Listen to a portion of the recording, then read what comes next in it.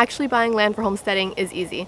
You make an offer, they accept it, you complete a bunch of paperwork, and then there you go, you have land for homesteading. But there's so many things to do before that. Here's how we bought land for our homestead and how you can do the same thing. Let's go.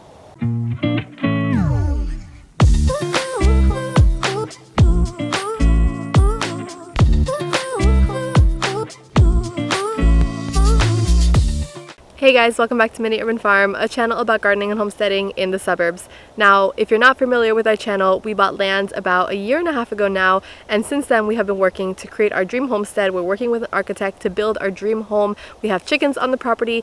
We are in the process of getting all the utilities and stuff set up. We have our rainwater system, and we even started a food forest. Now, this property was definitely a lucky find. We did a lot of work and a lot of research in order to find this property, but here is how we managed to do that and the steps that we took to making sure we got a good homestead, a quality homestead piece of land. Alright, so the first thing that we did in actually searching for our homesteading land was just to keep our eyes open anywhere where we were driving around to see if they actually had like land for sale signs available. And once we started looking for those, there were actually tons of places that had for sale signs on, and we called and we asked around. A lot of these times are for sale by owner, so you're calling to see, you know, if that matches like the property description that you're looking for. A lot of times they didn't. They were like 10 acres or 15 acres or whatever it is. Now, of course, this will only work if you're in a more rural setting, which is probably where you're looking anyway if you're looking for homesteading lands. But a lot of times we actually got realtors on the line that were actually familiar with vacant properties, and they were able to connect us with different sellers and different types of properties that we wouldn't have found otherwise and that weren't listed on Zillow. Now, it does just so happen that we ended up finding our property online on Zillow.com. This is not a plug for Zillow, it's just what happened. We kept searching for land on Zillow. If you're not familiar with how to do this, I am going to show you right now. You jump on Zillow, and instead of searching for houses or apartments or whatever it is, you can actually search for raw land. If you drop down the filters here, it'll show you all the vacant properties, and you're able to filter that out by, you know, how many acres you want, if there's stuff on the property, whatever it is. But we just kept doing this over and over again, and we found several properties available in this little area. You can even draw a little circle around whatever boundary you want, and we just kept doing this. And then of course you drive by the property, make sure that, you know, that's actually where the property is. A lot of these land listings, I will tell you, because they do not have a physical address on them, they are not going to be always in the same space that is listed on Zillow. This property here was on the market for I think like 1.5 years, 2 years, because it was not actually listed where Zillow said it was. So when people would drive by, I'm sure they wouldn't find whatever property was actually listed online, which meant that when we put a little bit of work in, we drove around and we, you know, looked at the physical coordinates, and we actually did some digging, and we ended up finding it, but it was not where it was listed on Zillow. So if that is something that you're interested in, if you're looking on Zillow, if you're looking online on an online database, you know, they might not have physical addresses, and you're gonna have to do a little bit of work to get there.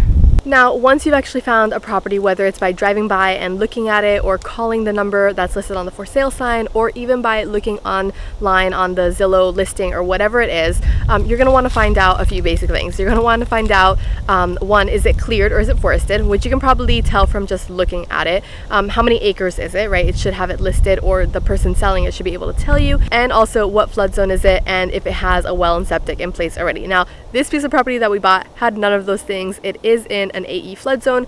Some of it is an X, which means no flood zone. So in the property that we have, we're going to have to build it up to the flood baseline or whatever that's called. So that is an additional expense which you will want to consider when looking for homesteading land if there's nothing on that property yet. And then of course, a big one to consider is if it has a structure on it already, what condition is that structure in? Now, if you're looking for raw land, of course you won't have this problem, but if you're looking for a house that has a bunch of land on it to build your homestead in that property, then that is something you will definitely want to take into consideration. I have an entire another video on things to consider before you buy a property. This is the how to actually find land and the things that you need to do to purchase that property video. I will leave the things to consider before you buy the land in the description below, so go and watch that if you're interested in things like that. However, in this property, one of the main things that we did honestly was talk to the neighbors. Now, this will vary depending on what kind of property you are. You know, if you have a 125 acre property, like 125 acres, you might not have too many neighbors near you. But this is only 1.7 acres. So we have neighbors in the front, we have neighbors on the side of us, we have neighbors in the back of us, and we talked to everybody before we brought this property. We literally just saw people outside and would ask, hey, you know, how is it living here? Is there a lot of traffic? What's the soil like? Can you grow things? You know, what is it like in the spring when it floods? All of those types of things. I mean, we met so many people like that, and everybody was able to confirm that they love this area. They've been here for so many years. You know, a lot of people in this area that we bought in have been here for 20 something years, which is an amazingly good sign if you're looking for land for homesteading, because everybody's kind of set, does their own thing. You don't have to worry about people coming into the area on a non-stop basis, a lot of turnover, any of that. So that is definitely one of the main things that I would suggest you do in the process of buying land for homesteading. Another one is to check the city ordinances, the county ordinances, whatever rules and regulations you have connected to this property. The zoning is a major one, all right? If you are not zoned to have animals, you will get fined for having pigs or sheep or chickens or whatever it is. Make sure that the whatever property is zoned for either agricultural, residential, or agricultural, or whatever it is that your county classifies it as, in order to have animals, because part of a homestead is raising animals. And if your neighbors are constantly complaining that your roosters are crowing, you will likely have to get rid of those things if you're not zoned for that. Another big one in the zoning is how many structures are you actually allowed to have.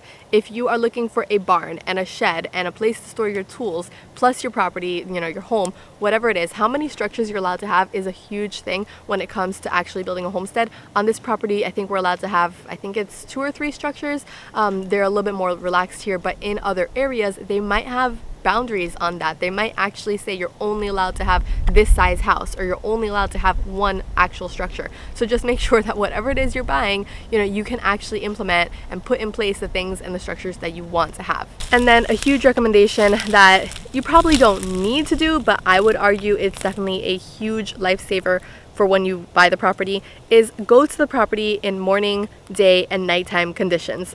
Before we bought this land, we were here, I don't know, 20 times. We walked the property, we kept coming back. We made sure that, you know, the street light condition at night was completely fine for us. We made sure that there was natural light in the morning. We made sure that, you know, at midday it wasn't scorching. We checked every single possible condition, because if you're going to be living in an environment, if you're going to be living here, right, for your homestead, you want to make sure that in morning, day, and night, it's not like the school bus comes and completely blocks the road for 3 miles at 8 o'clock every morning. You know, whatever it is, go there and check it out at all hours of the day.